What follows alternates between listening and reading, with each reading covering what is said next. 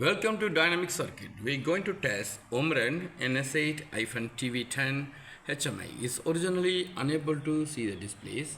After we repair the motherboards and we replace that new displays, it able to see it. You can see here. Now we are going to continue.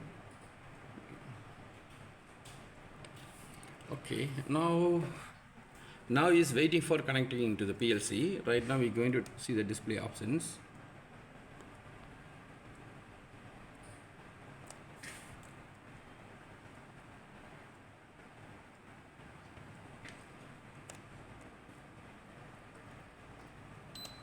You can see here the display option is present here. You can see here right now is under the initializing. You can see here. You can check the touch switches and the LCD check. You can check that LCD. You can check that here all color is present here. We going back to, you can check the touch switches.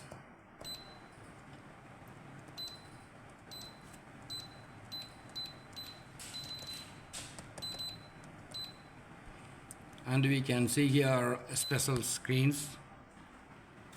Here is the communication settings. Hardware checks. Successfully we are repaired a Omron HMI using in industries.